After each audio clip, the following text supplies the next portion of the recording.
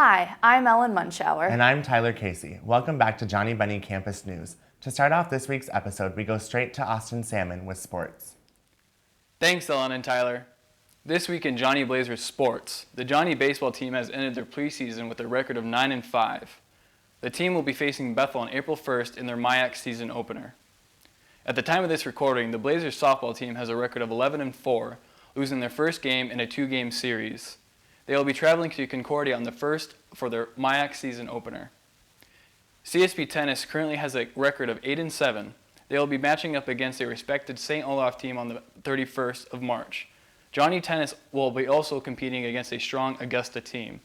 This is Austin Salmon reporting for Johnnie Bennie Campus News. Back to you, Ellen and Tyler. Thanks, Austin.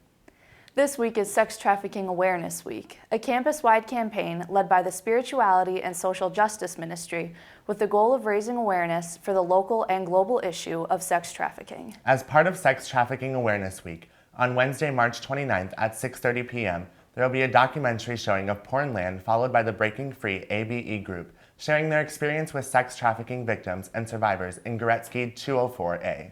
On Thursday, March 30th, from 11 a.m. to 6 p.m. in Gretzky Fireside, there will be a table set up to teach students about sex trafficking. There will also be an opportunity to paint your hand in solidarity with the victims and survivors of sex trafficking. And now with our political update, we go to Maddie Morris. This last Thursday marked the fourth and final day of the Senate confirmation hearing for Neil Gorsuch to the Supreme Court. According to an NPR article posted Saturday, the judge emerged from more than 20 hours of questioning largely unscathed. However, some Democrats are wanting the political fight to wage on. On Thursday, Senate Minority Leader Chuck Schumer announced that he would lead a filibuster to delay the nomination. Second, House Republicans pulled their health care bill last week after it became clear that it would not receive enough votes to pass. Speaker Paul Ryan said in a news conference Friday that we're going to be living with Obamacare for the foreseeable future.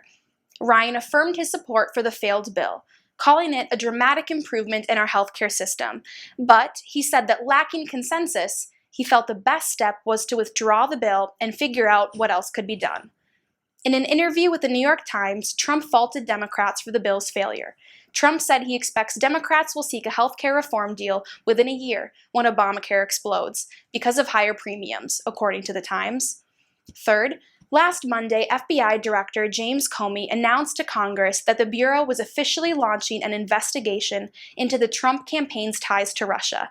In his statement, Comey said the FBI began looking into possible coordination between Trump campaign associates and suspected Russian operatives because the Bureau had gathered, quote, a credible allegation of wrongdoing or reasonable basis to believe an American may be acting as an agent of a foreign power. White House Press Secretary Sean Spicer maintained Monday after Comey's testimony that there was no evidence to suggest any collusion took place. That's all we have for this week. Stay tuned to JBCN next time for more information on these developing stories. This is Maddie Morris reporting for Johnnie Bennie Campus News. Back to you, Ellen and Tyler. Thanks, Maddie. If you're looking for an internship or potential job, consider attending the Talent Summit. Held on April 6th, this event is a one-day conference providing an opportunity for businesses to attract local talent and for internship or job seekers to connect with St. Cloud employers, strengthening the great St. Cloud community. Students can attend Talent Summit for the entire day or part of the day that works for their schedule.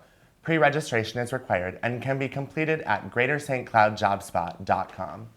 JEC is hosting its annual singing competition, The Voice, this Thursday, where students can compete for the opportunity to open for 17 Pines. All are encouraged to attend and cheer on their favorite student singers. This Saturday, April 1st, attend the last St. John's Maple Syrup Festival for this year from 1 to 4 p.m.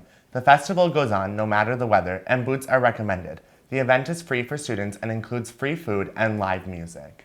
There are several FAE opportunities this week, including an opera workshop Thursday and Friday at 8 p.m. and Saturday and Sunday at 2 p.m. The CSB-SJU Theater Department will also be presenting Stop Kiss this weekend, directed by Karen Johnston. In this play, author Diana Sun elaborates on the depths of human emotion and compassion. Throughout Stop Kiss, relationships are explored, formed, and even ended. Performances are March 30th to April 1st at 7:30 p.m., April 2nd at 2 o'clock p.m., and April 6th to April 8th at 7:30 p.m. To finish off this week's episode, we go to Nicole Schultz and Andrea Walter with Headline News. Thanks, Ellen. I'm Nicole. And I'm Andrea, and welcome back to JBCN's segment Headline News, bringing you the top news stories from this week to help you stay up to date during your busy school week. First, we will start with global news. At this time of this recording, reports say that a police officer, a school teacher, and American tourists were killed in a terrorist attack that occurred last Thursday in London. The Islamic State took credit for the attack, which was carried out by 52-year-old Khalid Massoud, who, in addition to killing 3, injured more than 40 others. According to New York Times, Massoud is said to be previously investigated for ties to violent extremism and a criminal record spanning nearly 20 years. In local news, last Sunday, 2 people were killed in an accident on Highway 10 in St. Cloud. Thomas Finlay, a 66-year-old man from Sartell, was driving a taxi with passengers Emily Letourneau, a 22-year-old woman from Big Lake, and March Price, a 24-year-old woman from New Hope, when a semi failed to stop and hit them from behind while waiting at a stoplight. Both Finlay and Letourneau were killed on impact, and Price is in critical condition. The driver of the semi, James Cockrum, a 61-year-old man from Owatonna, was not injured, and an investigation is being pursued for his failure to stop. Charges are very likely for this case. And last, Ivanka Trump accepted a new role in the White House, which raised some controversy last week. She previously stated she had no intentions of becoming officially involved in White House affairs. She has now accepted an advisory position in her father's administration with no salary or official title. There is yet to be precedent set for children of a sitting president working in the White House. Tune into Campus News for more on this developing story. Join us next week for Headline News to keep you up to date with your top news stories. I'm Andrea. And I'm Nicole, reporting for Johnnie Bennie Campus News. Back to you, Ellen and Tyler. Thanks, Nicole and Andrea. That wraps up this week's episode. I'm Tyler. And I'm Ellen. Reporting for Johnnie Bennie Campus News. Enjoy the rest of your week and make sure to tune in next time.